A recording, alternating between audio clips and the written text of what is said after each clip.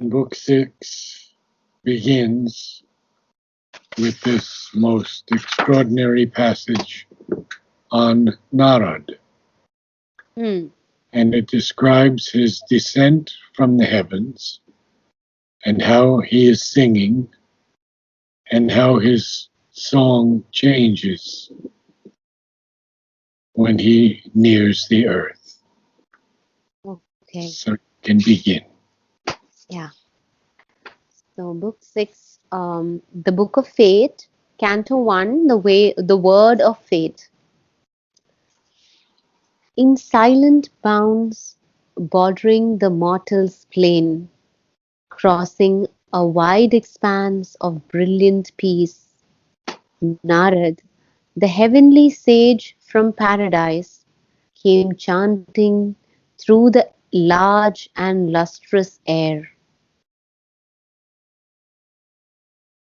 Attracted by the golden summer earth that lay beneath him like a glowing bowl, tilted upon a table of the gods, turning as if moved round by an unseen hand to catch the warmth and blaze of a small sun, he passed from the immortals' happy paths to a world of toil and quest and grief and hope, to these rooms of the seesaw game of death with life. So he's descending from the realms of the immortals, Mm-hmm. and Narad is known as number one, the divine singer, Okay. and number two, as the connection between the supramental and the earth, Okay. the highest realms and the earth. So now he is descending, and he's called the heavenly sage from paradise. Mm-hmm. And he's chanting because he's the divine singer. He's chanting through this air as he descends, and he's very attracted by this the golden summer earth. Hmm.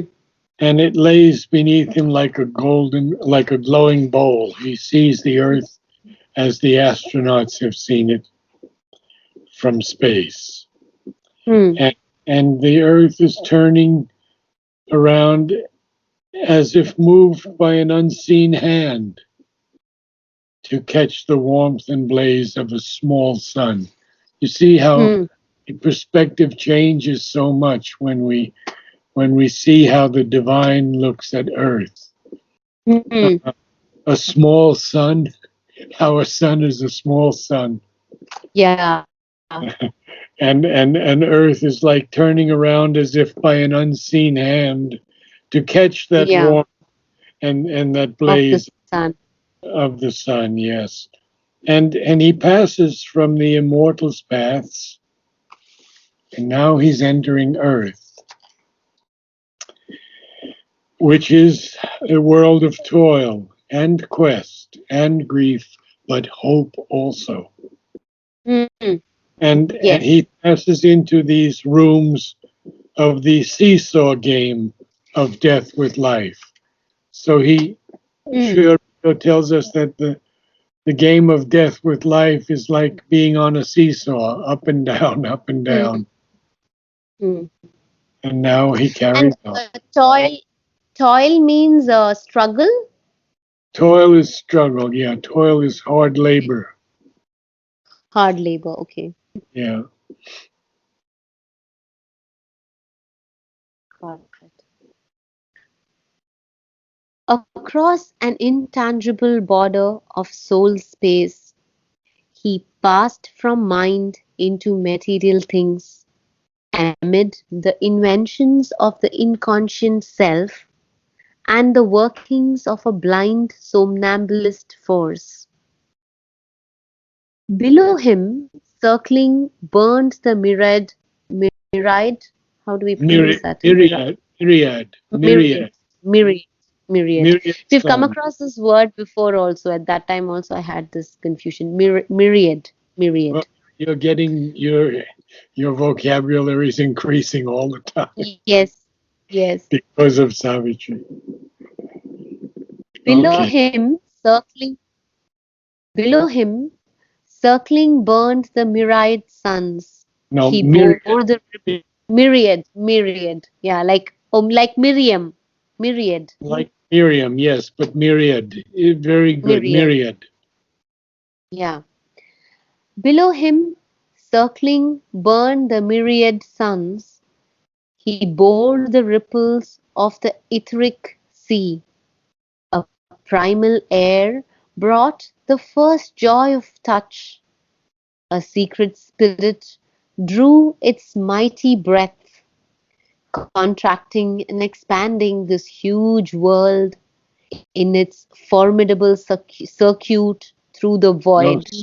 circuit, Circuit, circuit, circuit, circuit. circuit. Okay.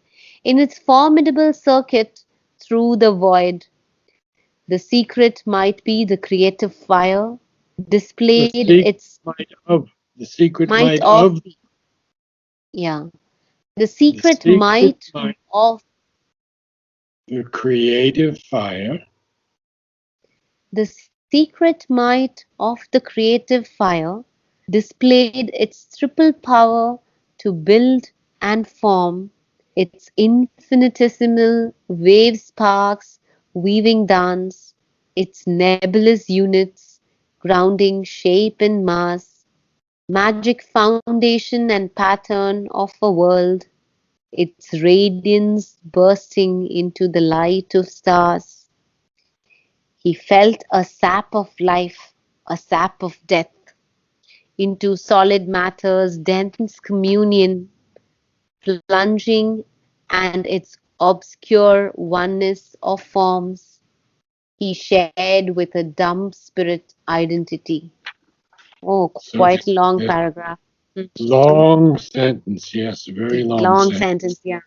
So, but Sri Aurobindo is describing the whole creation of this earth. Hmm. So he says, across this border of soul space, you can't touch it; it's intangible. You can't Yeah. you can't measure it. Huh? He Hmm. passes from mind into material things, Hmm. and passes into the inventions of a self that is not conscious, the Hmm. unconscious self, and even the Hmm. workings of a blind somnambulist force, a sleepwalking force. Hmm. Somnambulist is a sleepwalker. Okay. Um, but he sees below him, because he's still up in the heavens, he's still Hmm. descending. He Hmm. sees these suns burning. He bears the ripples of this etheric sea because, you know, as the astronauts go from weightlessness back into Hmm. gravity, they experience some of this. Hmm. And this primal air that he feels, in other words, our air of the earth, Yeah. brings first joy of touch. Huh. So he experiences first this joy of touch from the air.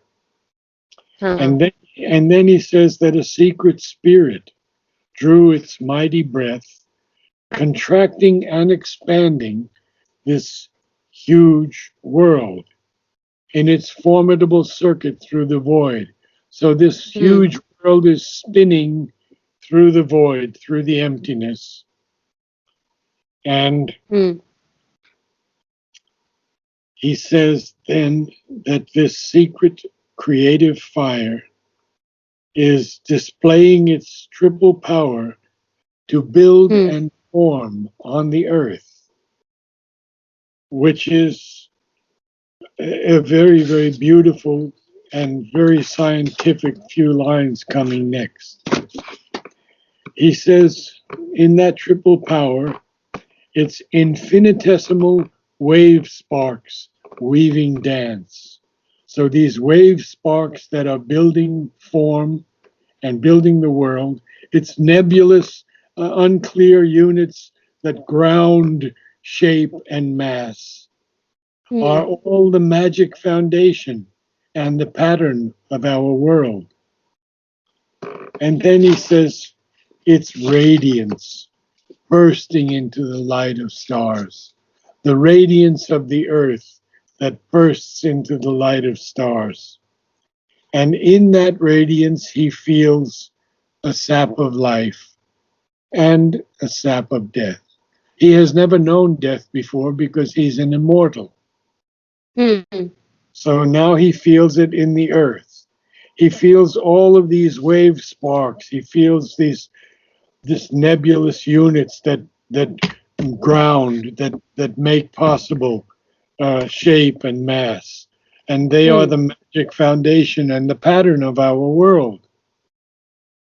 Because he feels then solid matter and its dense communion that plunges into its obscure oneness of forms. So matter becoming forms, he feels, and he shares that with a dumb spirit identity because we're not conscious of how, we still are not conscious of how the world has been created, how Hmm. how how life is created. Yeah, we Hmm. know that it takes place between a male and a female, and we Huh. know there's uh, some physical uh, aspect to it in the Hmm. connection sperm with Huh. eggs, but we don't know how life takes place. We don't know how Okay. a soul enters birth. Hmm. We're, we're ignorant of all of these things.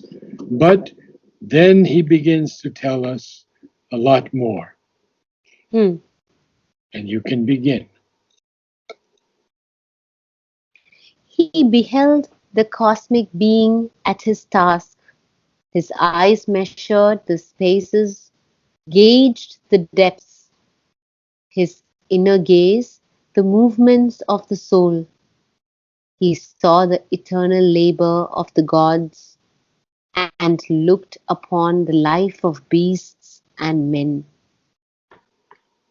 So he's now seeing the Lord, the divine, working at his task on the earth.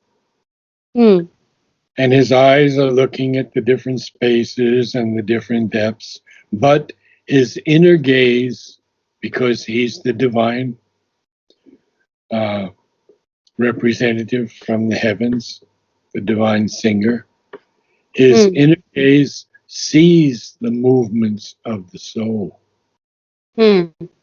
And he sees this eternal work of the gods. And Hmm. he looks upon the life of men and beasts. He sees the animals also. Hmm. How beautifully it's written. Yeah. And now he's going to change his song because now he's on earth and he's no Yeah. longer singing the beautiful songs that he sang when he chanted through the large and lustrous air. Now he's going to change his song because he's on earth. A change now fell upon the singer's mood.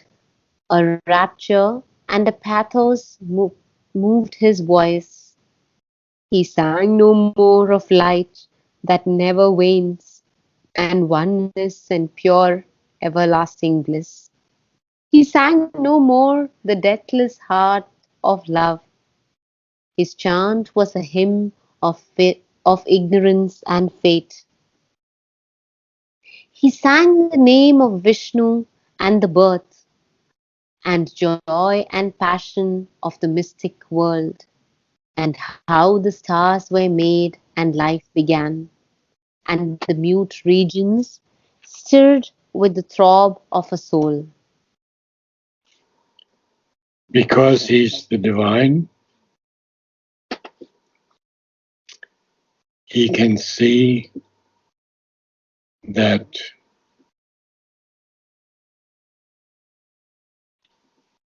that life is a hymn of ignorance and fate. And he sings of that. He doesn't sing anymore of love and the deathless heart of love. And he doesn't sing anymore of oneness and pure everlasting bliss. He Okay. doesn't sing anymore of light that never wanes, because here the light comes and goes because we're not able to hold it. He even sings about the joy and passion of the mystic world, and he sings the name of Vishnu and the birth of this world, and the birth of this world in joy and in passion. And he even sings about how the stars were made and how life began. And even these silent regions begin to stir with the throb of a soul. Oh. And then he sings more. Shall I go on, or You could go on a little bit. We have a few yeah, minutes. Let's go on a little longer. yeah. He sang the inconscient and its secret self, its power omnipotent, knowing not what it does, all shaping without will or thought or sense, its blind, unerring, occult mystery, and darkness yearning towards the eternal light, and love that broods within the dim abyss and waits the answer of a human heart, and death that climbs to immortality. And that's a good place to stop for Okay. today. So he is singing now of the inconscient. The inconscient contains all the consciousness, but it's unaware of itself. Therefore, it is inconscient. And it has a secret self, which is creative, and it's even omnipotent, all powerful, but it doesn't know what it does. It's not fully aware of what it does. It even shapes everything, but is without will or without thought or without sense. And it shapes this occult mystery unerringly, without a mistake. And then he sings of darkness that yearns towards the eternal light. And he sings of love that broods within the dim abyss and waits the answer of the human heart. And he even sings of death that climbs to immortality. So Aurobindo is giving us here the whole picture of the earth and how it is shaped, and about the suns and about the light and about the inconscient and about love and the labor of the gods. There's so much in these lines of just 2 pages. It's amazing. Yeah. How much, but it is most interesting because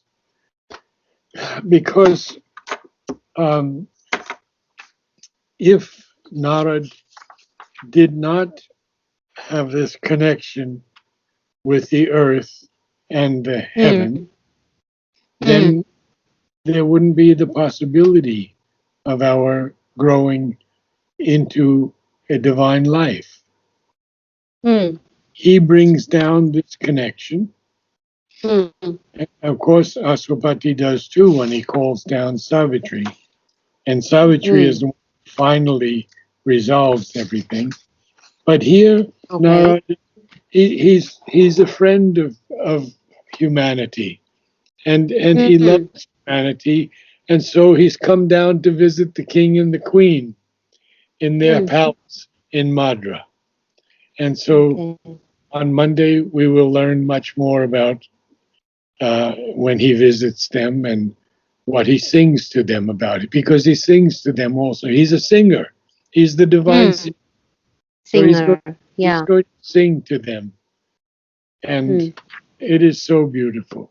So let us keep this in our hearts. We'll keep Narad in our hearts, and we'll see what Yes. he does next. Eh? Because Narad, soon this makes me Savitri will come. curious. Also. Yes. This It makes what? me curious that what in you made you yearn for the name I didn't yearn for the name. where you I ah so uh, it was given I to you. I actually corresponded because I saw Huta almost every day. We were very Okay. close friends, and Uh-huh. she said, "Don't you want an Indian name?" And I said, Okay. "No, no, I don't want an Indian name." I said, "The only name that even ever appealed to me would be Narad, and I am totally unworthy of that name." And so I believe she talked to Mother, and Mother Okay. said, "Oh, for that name, one must wait." And Okay. that was in 1971 or something like that, maybe early Okay. 72. And then Okay. my birthday came in late July 1972, and Mother called Okay. me. So this was the last time I saw her personally. Wow. I walked into her room, and she, they say Mother was weak and ill. She meets me with this huge bon fete. What power was in that voice? And that's a year before she leaves her body. Mm. And so I go up to her Mm.